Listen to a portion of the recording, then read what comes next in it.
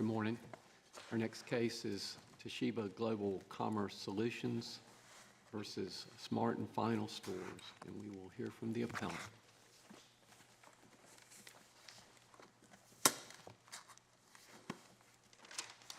Mr. Chief Justice and Honorable Justices, may it please the Court, my name is Paul Sun. I represent Smart and Final Stores, LLC, and I'll refer to them as SFS.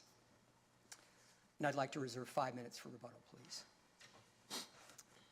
The Business Court erred when it concluded that it could exercise personal jurisdiction over SFS.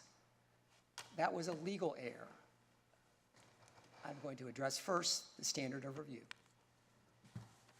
This case involves a contract between SFS and Toshiba Global Commerce Solutions, and I'll refer to Toshiba by just Toshiba. It's a master maintenance and service agreement, and what this court has said and what the U.S. Supreme Court has said is that when a case involves a contract and the personal jurisdiction question is raised, the essential question is whether the contract has a substantial connection to the forum. So a non-forum resident contracting with a forum resident, here the non-forum resident, SFS, contracting with the forum resident, Toshiba. The question is whether that contract has a substantial connection to the forum, here in North Carolina. There are a number of factors addressed in the parties' briefs, but principal among them, and factors that show that there is not a substantial connection of the Master Maintenance Service Agreement to North Carolina, are that, one, that contract is not centered in North Carolina. Two, it does not require performance in North Carolina. And three, even where Toshiba did do some acts in North Carolina, those acts are not connected at all to SFS and therefore cannot be attributed to SFS for purposes of personal jurisdiction. Addressing first standard of review, as it should be and always is, the parties agreed on the standard of review in their briefs, in our opening brief at page 40 and Toshiba's brief at page 14. Findings of fact are conclusive on appeal if there is competent evidence to support them, and that legal conclusions are reviewed de novo. That latter proposition, both sides cited only Court of Appeals opinions because we're not aware of a case from this court that has said that as clearly as some of the Court of Appeals opinions have. And I don't know that there's any question to be raised about that, but I want to address standard of review because of a supplemental authority filing from Toshiba just last week. And there are some recent decisions from this court, and I want to address those. And in fact, I told my friend, Mr. Zimmerman, Toshiba's counsel, that we were also considering whether to submit supplemental authority because, of course, the court would be very familiar with those cases just recently decided. But one of those cases was Button v. Level Form, and this is Level 4, and this is what the court said, and this is at paragraph 35 of the court's opinion. The standard of review of an order determining personal jurisdiction is whether the findings of fact by the trial court are supported by competent evidence in the record. No problem there. If so, this court must affirm the order of the trial court. So there's no statement there about considering whether the findings of fact can support the conclusion of law. That is what we would say is a conclusion of law, that personal jurisdiction can be based in this case. I will say in that case, the Button case, in paragraph 44, this court did note that there are a distinction between conclusions and findings. Paragraph 44, although not designated as findings of fact in the trial court's order, the factual allegations relied upon by the trial court do support its conclusion that personal jurisdiction is proper over level 4 holdings. So again, that seems consistent with what the Court of Appeals has always said. But one other case that came out just recently was the Ponder v. Bean case. That's a case where this court reversed based on the reasoning in the dissent. 2-1 case out of the Court of Appeals, the court reversed based on the dissent.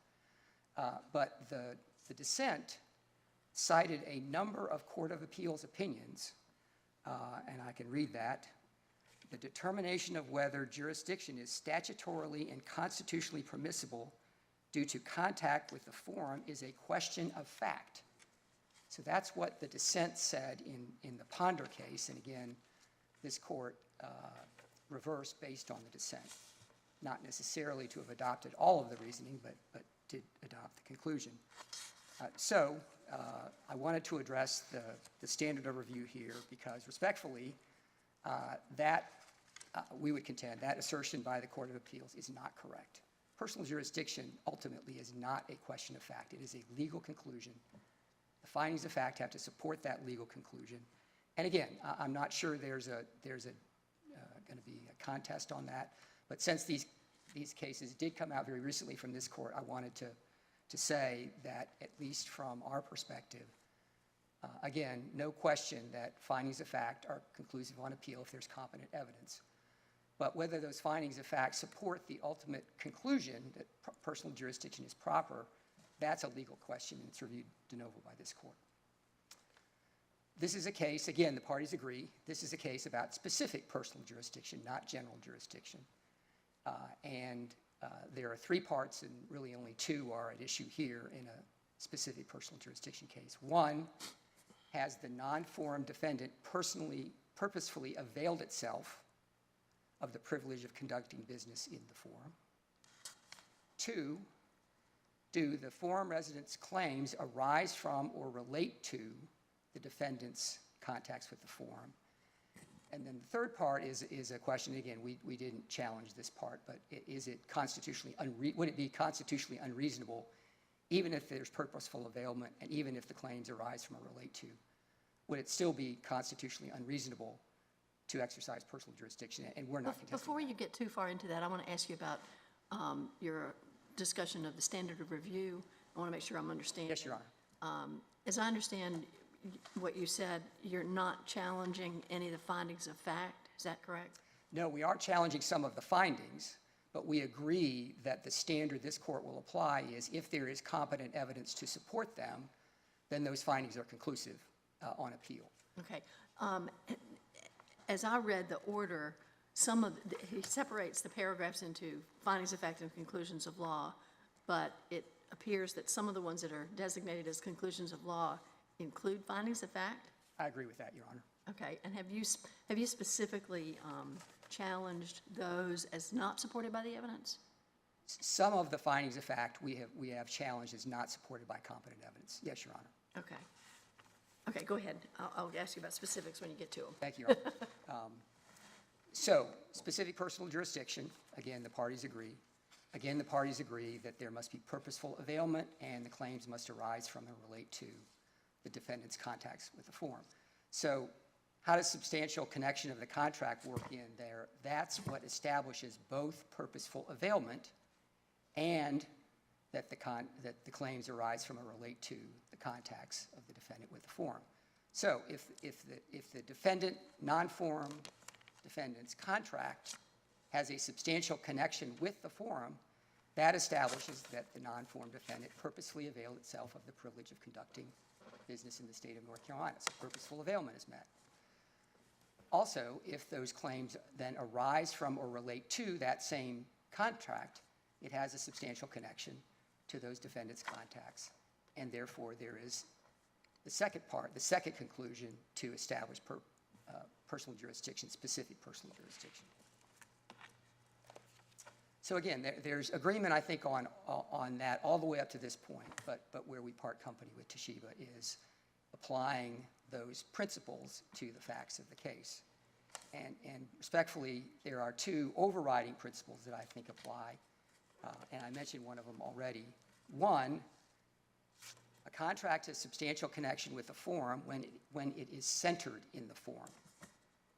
That proposition was stated in this court's recent decision in Muha v. Wagner, citing the Supreme Court, the U.S. Supreme Court's decision in Ford, a recent case in the Supreme Court last year. So, substantial connection is the contract centered in the forum. The Master Maintenance Service Agreement is not centered in North Carolina. What that agreement involves is Toshiba providing maintenance and repair services for SFS's point-of-sale equipment and related devices in the stores. SFS operates retail grocery stores. Its business depends on having operating point-of-sale devices. This contract was for Toshiba to provide maintenance and repair services for those point-of-sale devices and related devices in the stores. And I can say that with confidence because this is what the contract itself says. This is at page 62 of the record, the Master Maintenance and Services Agreement. Services for non-Toshiba products, and I should have said, Your Honors, these were not Toshiba products that SFS had. These were non-Toshiba products, OEM products that Toshiba was using in its stores. But Toshiba said that SFS was using in its stores, excuse me. But Toshiba said, we can do the maintenance and service for those kinds of products. And the contract said what those services are. This is, again, page 62 of the record. Servicer will provide the services as described in this agreement to eligible and covered products at the installed locations, at the store locations. That's where the contract is centered, not in North Carolina. What are those kinds of services? Again, reinforces the idea that the contract is not centered in North Carolina. It's out where these stores are. And the stores, I should have said, are in California, Nebraska, Nevada, and Arizona, so West Coast. So are you saying that the contract is centered in those 3 states at the store locations where those equipment items are situated? It would be, yes, Your Honor. So is this one major contract, or are these separate individual contracts for the stores that are located in each of the individual sites in those states? It is one master maintenance and service agreement that applies to all of the stores. And the contract specifies those stores, specifies the products in those stores, and then provides for the maintenance and repair services for those products. Again, point-of-sale products at the store level. So the North Carolina Corporation, Toshiba, would be going to each of the individual sites, is your contention, in terms of maintenance and repair? Absolutely, Your Honor, and that's exactly what Toshiba sold SFS on its ability to do. It has vans stocked with these parts. Point of sale. Key to the operating business of these stores have to have those point of sale devices operating. So the contract requires immediate, same-day service, next-day service. And so Toshiba said, we can do that. We can meet that requirement that SFS has to make sure those point-of-sale devices keep operating, because we've got in the field technicians, vans, forward stocking locations where we keep the products if they're needed to repair or replace. All that out on the West Coast. That's what Toshiba said it would do. That's what SFS wanted Toshiba to do, and that's what the contract requires. Is it your contention that your client would have no foreseeability that the North Carolina Corporation, Toshiba, would at any time bring any of that equipment into a North Carolina facility for anything more major in terms of maintenance and repair? Your Honor, it could do that. It could do that. That's a unilateral decision by Toshiba. Toshiba can decide whether to repair or replace. If it decides to repair, it can send that device, whatever it is, wherever it wants to. And again, that's specific in the contract. Toshiba is permitted expressly under the contract to send for services to any other servicer or any other third party that it chooses. And so that is a unilateral decision, and a unilateral decision by the forum resident can't be attributed to SFS, the non-forum resident, as a relevant jurisdictional contact. Why would that not alone suffice to establish minimum contacts? Because it's not the defendant's contacts, Your Honor, and that's the key. and that's my second point. So my first point was, again, not centered there. Second, overriding principle that applies in a personal jurisdiction case, non-forum resident contracting with a forum resident, it is the non-forum resident's contacts with the forum, not the forum resident's contacts with the forum. So I thought the standard of review is we look at findings of fact, and it seems to me you're addressing finding of fact 9, and we ask whether these are supported by competent evidence. And now I'm getting a sense that you're really arguing that even if we take as true what's here, the trial court misapplied these findings, and that from a legal standpoint, the trial court wrongly applied the law. Is that what you're arguing? It's both, Your Honor. There is a finding of fact in paragraph 9 that is not supported by competent evidence. And which would that be? And that is, although Smart and Final could have chosen to own and maintain the seed stock itself, that's not correct. SFS could have chosen to own the seed stock, but even in that circumstance, Toshiba controlled where the seed stock would go. And I can cite the court to where that is in the Master Maintenance and Services Agreement. But Well, that's, I'm not understanding, although Smart and Final could have chosen to own, could have chosen to maintain the seed stock itself.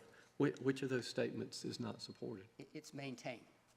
Because the question, or as I understood the question from Justice Morgan was, well, isn't it foreseeable that Toshiba could send some of the products to its North Carolina location? And my answer was, that's not a relevant jurisdictional contact because it's not SFS. So if SFS owned, I would say, as a hypothetical, if SFS owned the equipment and sent the equipment to Toshiba in North Carolina, that would be different. If it chose to maintain the seed stock in North Carolina, that would be a relevant jurisdictional contact because it would be FSS's decision where to maintain the seed stock. But that's not what the contract says. It's paragraph 5 of the agreement, and it's at record page 63. Toshiba controls where the seed stock goes, even if it's owned by SFS. Well, I think what the trial court was saying is that provision is a negotiated part of the agreement, and that SFS could have negotiated otherwise, but part of the negotiation was a recognition that Toshiba would have the seed stock, some of which would have been in North Carolina, and that these were all part of the components that went into the ultimate agreement. How is that interpretation not consistent with what the trial court found in its finding? Well, because it's the unilateral decision of Toshiba where to place the seed stock. And Chief Justice, your question was if Toshiba decides to put some of the seed stock in North Carolina. That's its decision. It's not a contact. Well, the question is did the defendant know that Toshiba, reasonably, should they have been aware that Toshiba would have some of the seed stock in North Carolina? The answer to that is no, Chief Justice, and on these points. But isn't that the trial court's finding of fact you want us to reweigh? No, because there's no competent evidence of that. The competent evidence that's the only evidence is that Toshiba is based in North Carolina. That's the only evidence. And we cited the U.S. Chemical Storage case that said that is not a sufficient basis to assume or presume or infer that that means that the work is going to be done in the forum. Let's say hypothetically, I'm over here, Mr. Son. Yes, sorry. Let's say hypothetically that your client had been aware that the seed stock would be sent back to the depot in North Carolina for repair. Is it your argument that that is irrelevant? I understand you also contend that there's no evidence that they knew that, but that's a different issue. Assuming that they knew it, is that relevant or irrelevant? It is relevant. Right.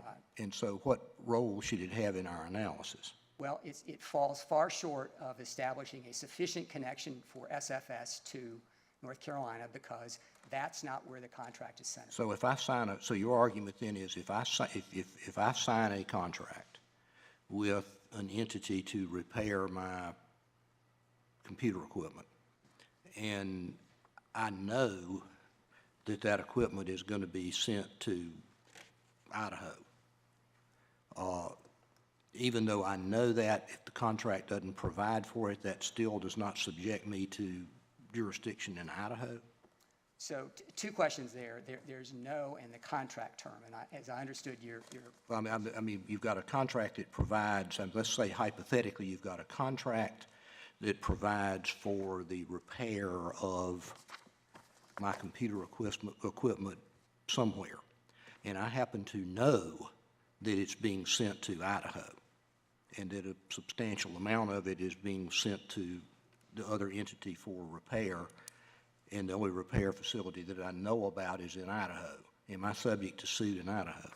that would be the Tom Togs case, Your Honor, and the answer to that. I'm afraid I don't have all of these cases in my head this morning, but The answer would be yes. Okay. Because although Tom Togs was different because the contract term did also say to the non-forum resident, the work's going to be done in North Carolina. But what this court said in Tom Togs is because the performance of the contract was in North Carolina, and that is sufficient for purposes of establishing jurisdiction over the non-forum defendant. But if I understand your colleague's argument, their argument seems to be that your client knew or should have known, even though it was not spelled out directly in the contract where the seed stock would be sent and repaired, that the fact that you either knew or should have known that it was being sent to North Carolina to the Toshiba depot here, that they say that's enough to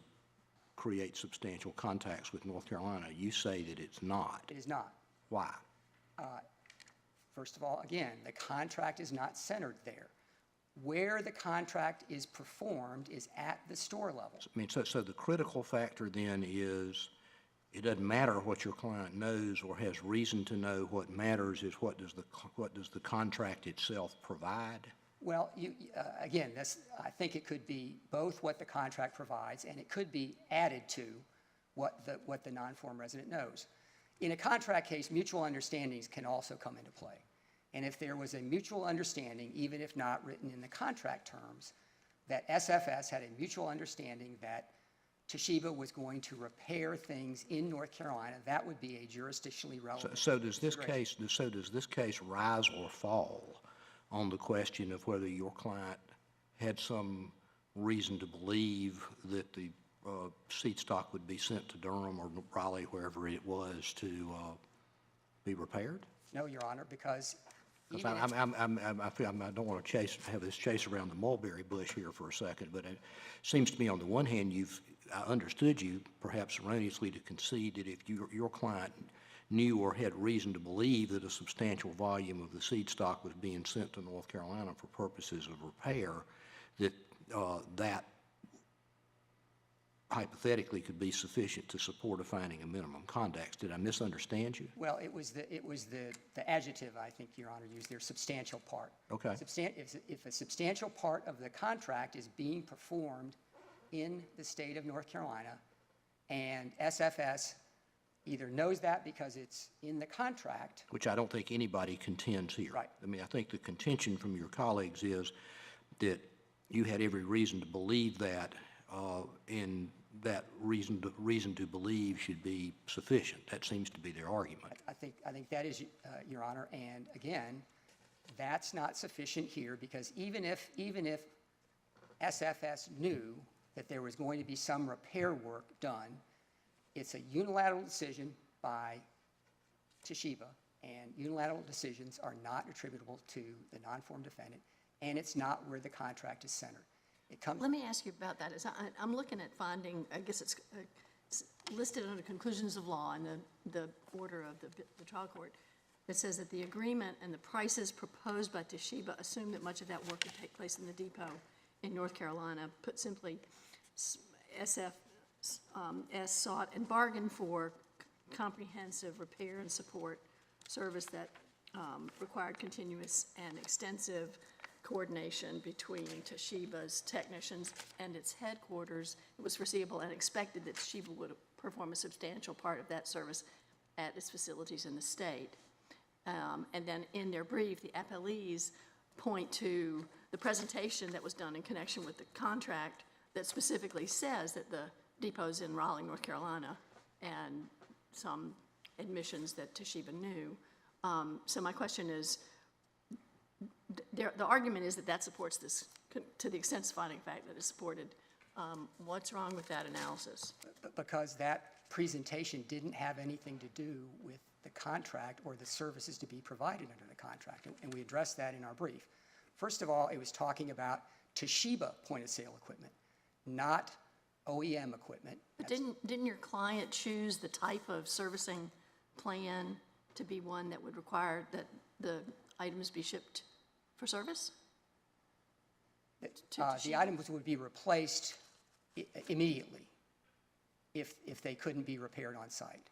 But again, the presentation that talks about headquarters, and it doesn't actually say depot, Your Honor, but headquarters, is not the kind of equipment that we're talking about here because it's Toshiba point-of-sale equipment, not OEM equipment.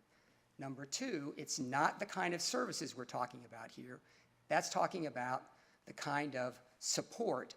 Our presentation given to SFS that precipitated the signing of the contract said that kind of support would be in Georgia and Arkansas.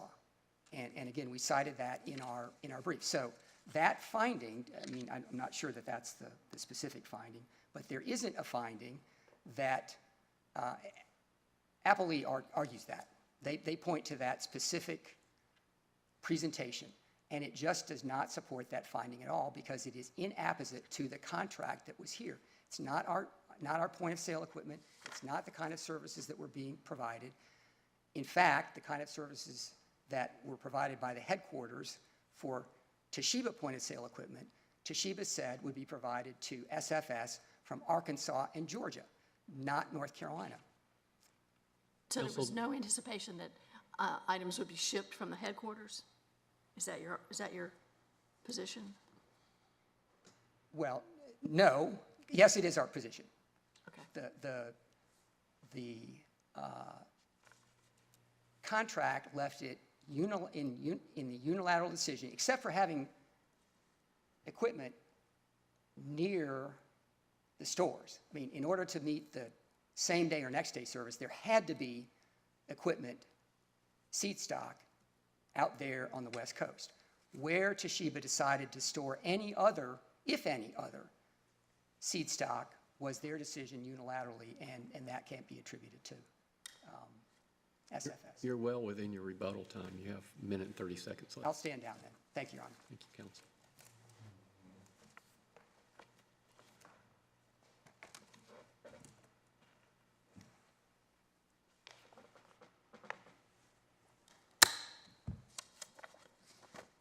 Good morning, Your Honors. I'm Eric Zimmerman with Robinson Bradshaw for the appellee Toshiba Global Commerce Solutions.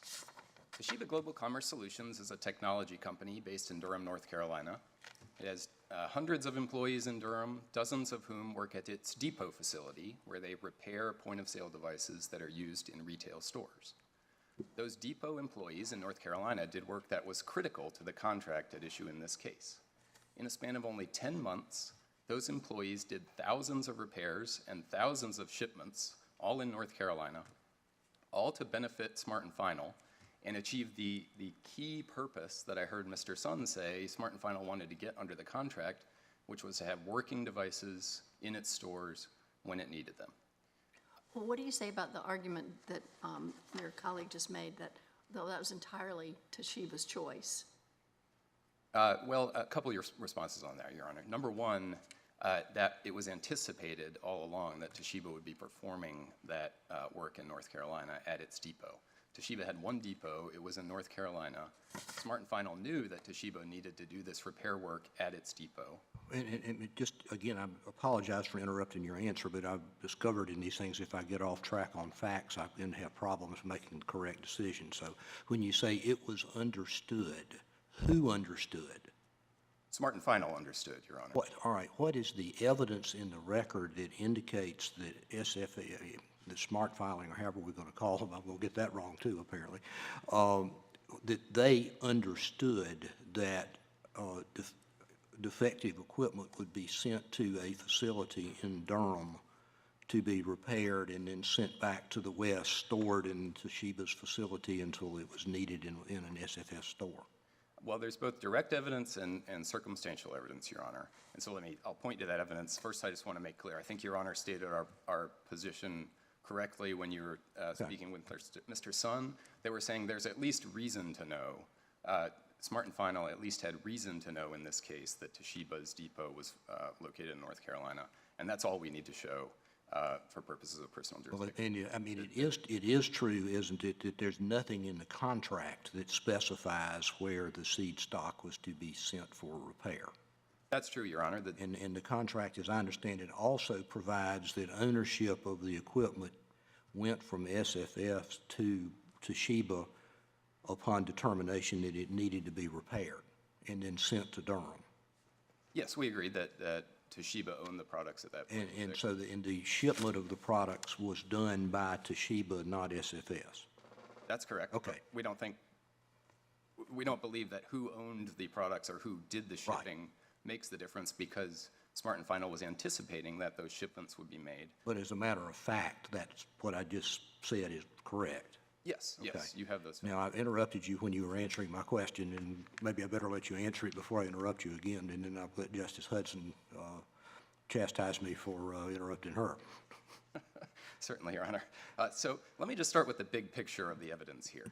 So Smart and Final, as Let me ask about standard of review before you jump into that. Am I correct that we don't reweigh the evidence, we don't comb through the contract or other evidence that was presented?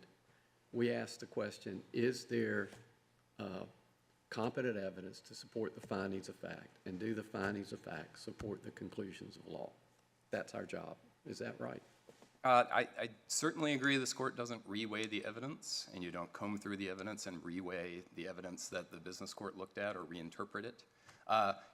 Once you get to the question of whether there are sufficient connections to North Carolina, I think that's where the court's recent decisions in the Button case and in the Ponder case come in, and those decisions seem to say that that's a mixed question of law and fact that actually gets some deference, where the business court actually gets some deference as well in terms of whether the connections are enough to rise to the level of a substantial connection. So I think based on those decisions, that's actually treated, that it's a mixed question that gets treated more as a question of fact than as a question of law. But even if you treat that as a question of law and apply de novo review on the question of whether there are enough contacts here to create a substantial connection to North Carolina, we still believe that the business court decided that issue correctly.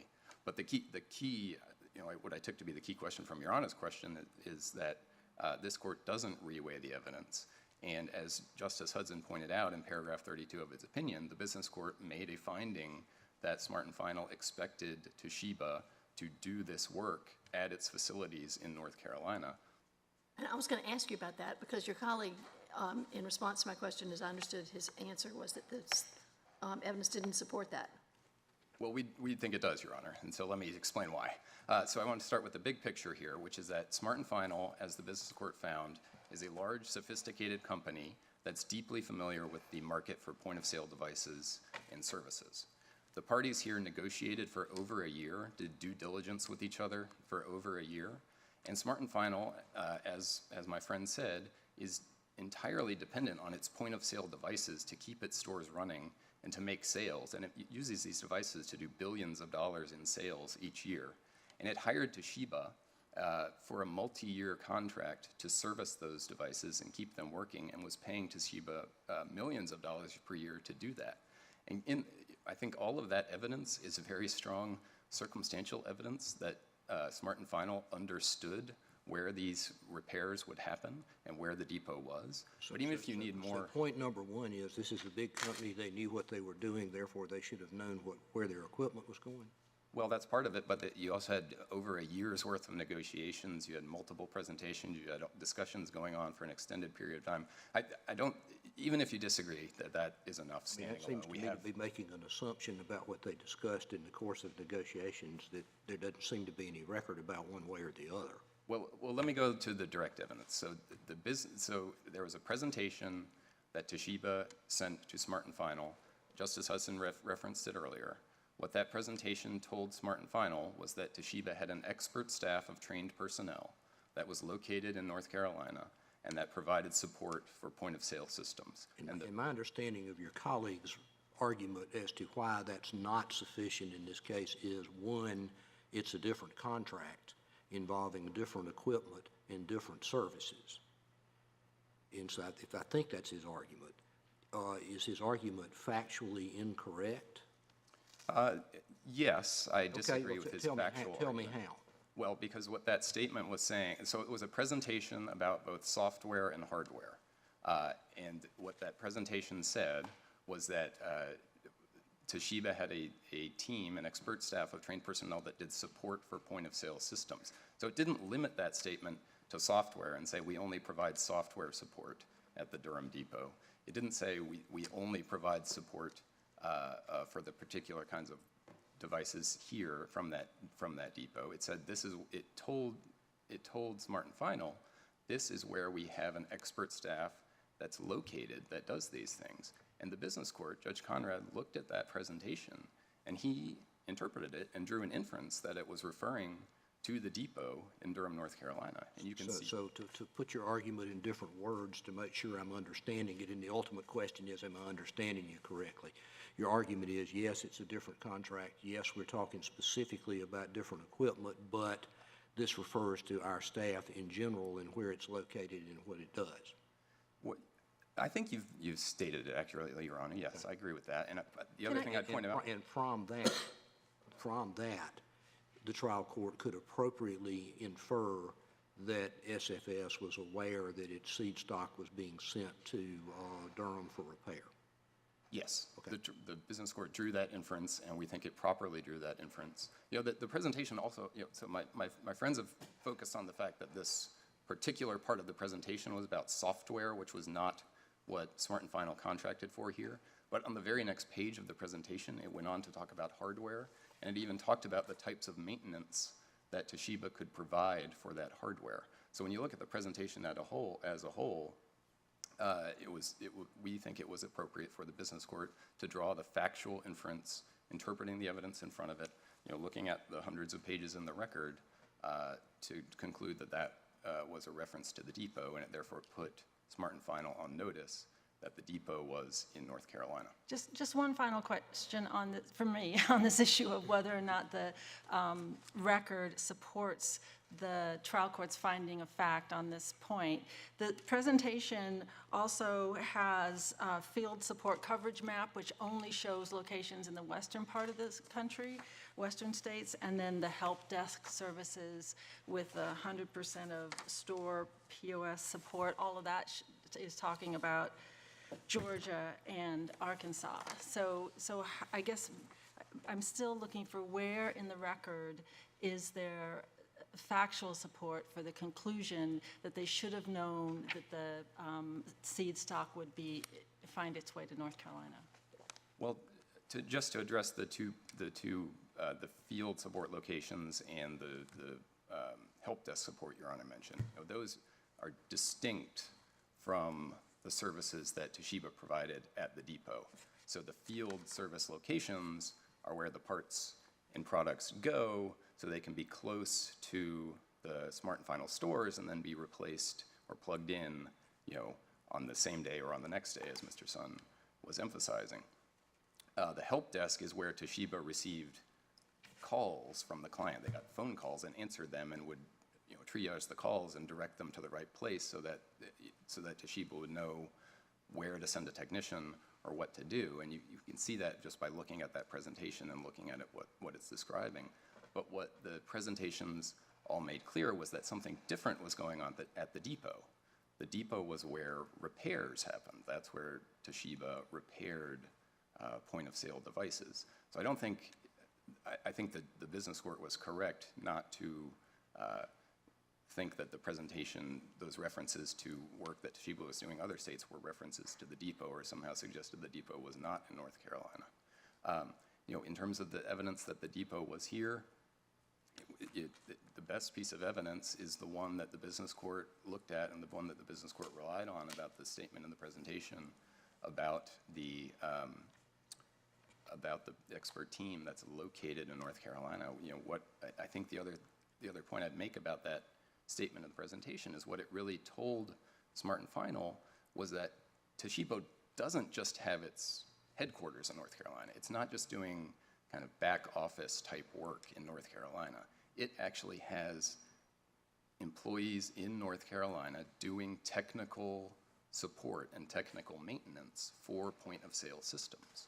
And this contract was about point-of-sale systems. That is what Toshiba was going to be servicing and maintaining under the contract at issue here. So what the contract was saying was, what the presentation was saying was, yes, we have our headquarters in North Carolina, but we also have our team here that provides the services that we give to our customers. And that's another important reason why Judge Conrad was correct to draw the inference that portion of the presentation was discussing the depot. When you were reciting cases that this court has recently determined as to personal jurisdiction, which is impacted by the particular issue of minimum contacts, you didn't mention Muha versus Wagner.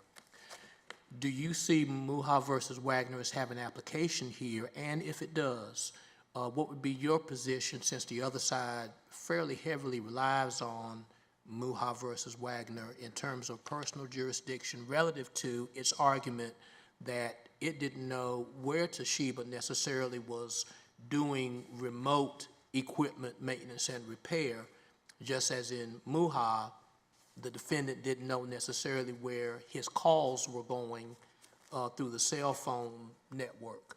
What would be your position on that in terms of relevance at all from Muha, and if so, how here? I have 2 points to make on Muha, Your Honor. The first point is I think that Muha is highly relevant on the issue that Your Honor was just describing about knowledge and what the proper standard is for knowledge when we're analyzing personal jurisdiction. And what Muha very clearly says multiple times is that the question is not only what the defendant subjectively knew, but also what the defendant had reason to know. And Muha used multiple formulations of that: reason to know, should have known, should have anticipated. So I think Muha makes very clear that we don't need to show that Smart & Final actually knew that the depot was in North Carolina.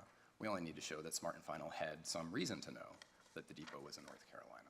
And for the reasons I've been discussing this morning, the business court made that factual finding. It's a factual issue of what it had reason to know. The business court made that finding, and the competent evidence supports that finding, and the court shouldn't reweigh that evidence. Go ahead. The second point on Muha is that my friend relies on Muha to argue that in a contract case, there's only personal jurisdiction if the contract is centered in the forum state. And it's true that Muha has that language, and it quoted the Supreme Court's decision in the Ford case for that. But neither Muha nor Ford were contract cases, and so the courts in those cases were really just giving some background principles on personal jurisdiction and due process, and they used that centered language to give an example of a situation in which due process can be satisfied. But we don't read those cases which were not about contracts to establish a controlling test for when there's personal jurisdiction in a contract case and when there isn't. And the place to look for that controlling test in a contract case are the leading decisions on contract cases, which are the U.S. Supreme Court's decision in Burger King And this court's decision in Tom Togg's, Justice Irvin, was where the shirt manufacturer in North Carolina made the shirts and then sent them to the distributor in New York. And in those cases, neither the US Supreme Court nor this court suggested that there needs to be an analysis of whether the contract is centered in the forum state. Instead, the test is the one that my friend emphasized and agreed this morning is the right one. It's whether there is a substantial connection between the contract and the forum state. So the test is not whether it's the primary connection between the contract and the forum state. It's not whether it's the main connection. It's whether there's a substantial connection. And if I could, I think. Let me unpack that a little bit and then center back. Tom Togg's was based upon a singular contractual transaction, isn't that right? Yes, that's true, Your Honor. And if that's so, doesn't that distinguish Tom Togg's from the present case in terms of an ongoing relationship in and of itself? I think it makes the case for personal jurisdiction here stronger, Your Honor. Here we have a multi-year contract with thousands of repairs and thousands of shipments being done on a daily basis over a multi-year period. And so I think the fact that the court held that there were minimum contacts and there was a substantial connection in Tom Togg's based on a single purchase order for $44,000 worth of shirts shows that the same conclusion about a substantial connection follows even more strongly in this case, where we have multi-million-dollar contract over multiple years with ongoing services provided by Toshiba in North Carolina.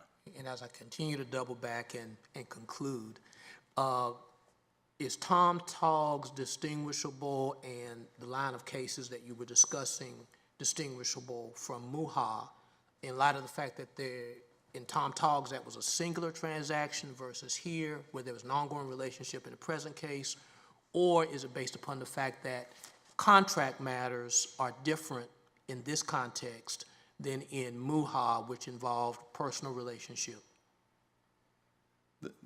I think the key distinction between our case and Tom Togg's, which I put on one side, and Muha on the other, is whether there was reason to know. So as I understand it, Muha turned on the point that the defendant in that case had no reason to know that when he called the plaintiff's cell phone that she was in North Carolina. Here and in Tom Togg's, the defendant had reason to know that the plaintiff would be performing the contract in the forum state. In Tom Togg's, the defendant in New York knew and had reason to know that the shirt manufacturer would make the shirts in North Carolina. And here, Smart & Final had reason to know that Toshiba would perform a substantial part of its services under the contract in North Carolina. And so that's the distinction. It's really the knowledge issue that distinguishes Muha from this case. But if I could shift back to the centered point, I think what I was trying to say there is that Smart & Final is arguing for the wrong test when it argues that the contract needs to be centered in the forum state. And I don't think you can read that controlling test into Muha or Ford, and really it's contrary to the substantial connection test that's set out in Burger King. It's also by the Hansen decision from the US Supreme Court, which is really foundational on purposeful availment, says that the center of gravity approach is not the right way to look at personal jurisdiction. It says that that might be the right way to look at issues like choice of law or venue or forum nonconveniens. That might be where you're comparing the connections between the contract and the forum state and the connections between the contract and some other state. But that's not the right way to look at the threshold question of personal jurisdiction. In that context, you're just asking, are there enough connections between the contract and the forum to cross some threshold level and create minimum contacts with the forum state so that the defendant at least has some reason to anticipate that it might be subject to suit in the forum state. Can I ask you about the Burger King facts and how they play out in this circumstance? Because it is a contract case, and the franchisee was performing all of its activities outside of the forum state, Florida.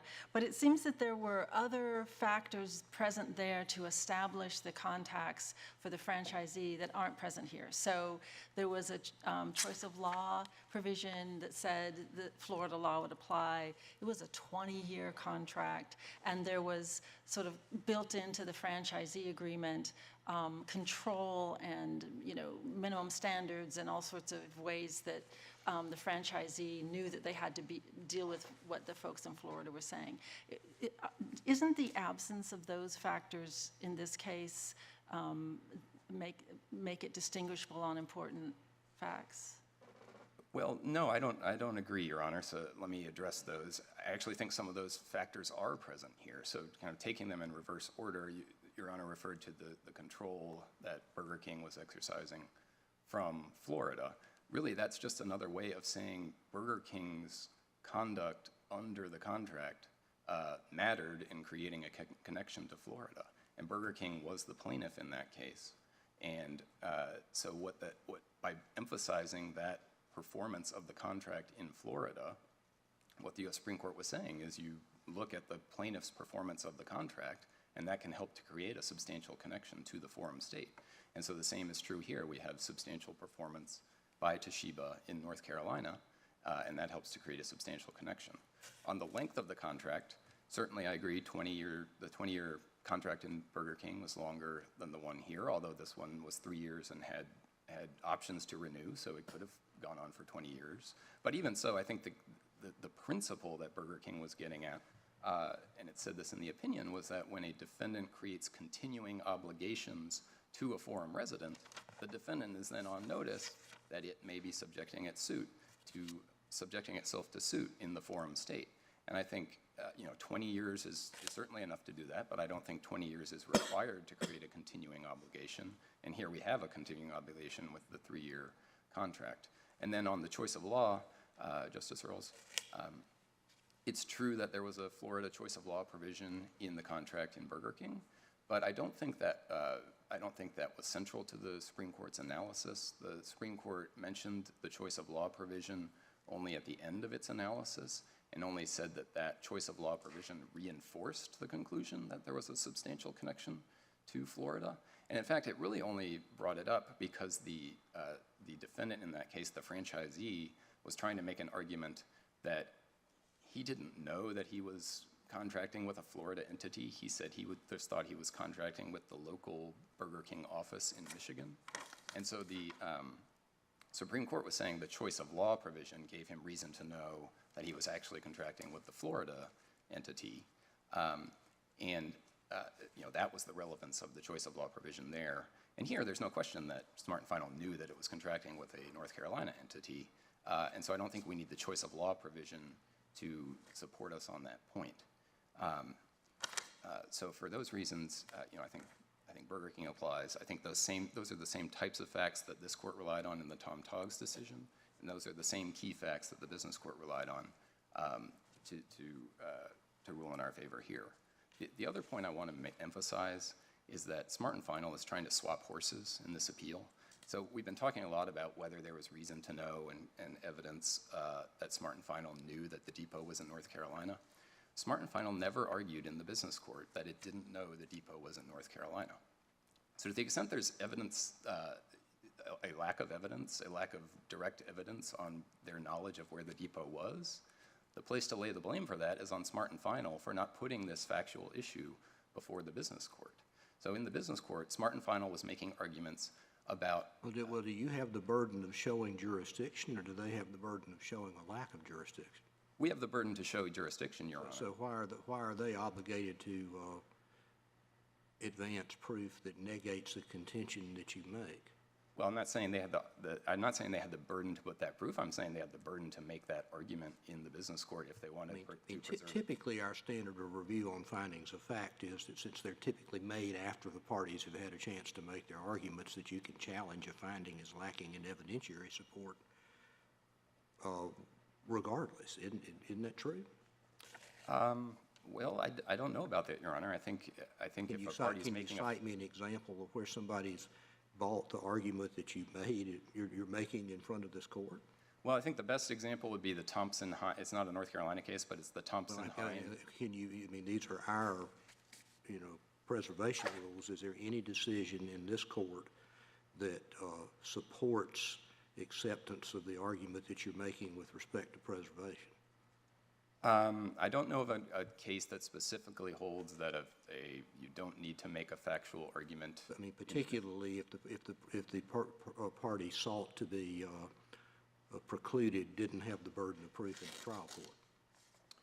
Well, no, I guess I don't know of a case that makes the point that specifically, Your Honor, but I guess I'd point you to the recent decision in the M.E. versus T.J. case, which says that the preservation analysis is a functional one, and you're supposed to look at whether the party put the trial court on notice of the issue that it wanted the trial court to decide. And I would submit it's the rationale for putting the trial court on notice of an issue to decide is especially strong when you're dealing with a factual issue. The trial court, particularly in this context of personal jurisdiction where it's looking at competing affidavits, is acting as the fact finder, is weighing the evidence, is making the factual findings. And so I think if you have a factual argument you want to make in that context, you should make it in the trial court in the first instance and not raise it for the first time on appeal. I take the point that we had the burden, but I think the point I'm trying to express is that Smart and Final did not argue in the business court that we failed to meet our burden because we didn't put in evidence of a lack of knowledge. Now they're making that argument on appeal, so they're shifting theories on appeal. They made legal arguments in the business court about how Toshiba's performance in North Carolina didn't matter because it wasn't required by the contract to happen in North Carolina, but they didn't dispute the lack of knowledge. So, certainly if they had made that argument, I think the evidence could have been developed more fully on this issue. We think the evidence is sufficient as it is, but to the extent there's any disagreement about that, I think we said in our brief in the business court that that Smart and Final knew that the depot was in North Carolina and that we would be performing here. Smart and Final did not come back in its reply brief or at the hearing and dispute that or argue that it didn't know the depot was in North Carolina. And in fact, at the hearing in the business court, Judge Conrad specifically asked my friend what evidence there was in the record on what Smart and Final knew about the depot's location. And Smart and Final didn't argue a lack of knowledge. And in fact, it said that Smart and Final was aware that Toshiba had operations in North Carolina. So I see that as tantamount to a concession that Smart and Final had the knowledge that the depot was here. But even if it doesn't rise to that level, I think it confirms that Smart and Final wasn't making that factual argument in the business court, and it shouldn't be able to swap theories and make that argument for the first time in this court.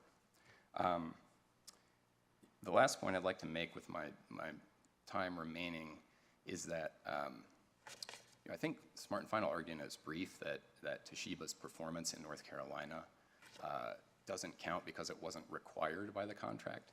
If I heard Mr. Sun correctly this morning, I think he's now moving away from that position and agreeing that so long as Smart and Final had reason to know that Toshiba would be doing this performance in North Carolina, that performance in North Carolina counts under the contract. And I think my friend is right to move away from that earlier argument that the performance only counts if it's required by the contract, because that's not supported by Burger King, it's not supported by Tom Togs. Those are cases where you had anticipation that performance would happen in the forum state, and that anticipated performance counted to create a substantial connection. Here we have that. We have thousands of repairs, thousands of shipments, all in North Carolina, just as Smart and Final anticipated, and all of that work was central to performing this contract. And indeed, I think if you're asked where the contract was centered, even if you apply that test based on all that work in North Carolina, the contract was centered here in North Carolina. Thank you. Thank you, counsel. Rebuttal.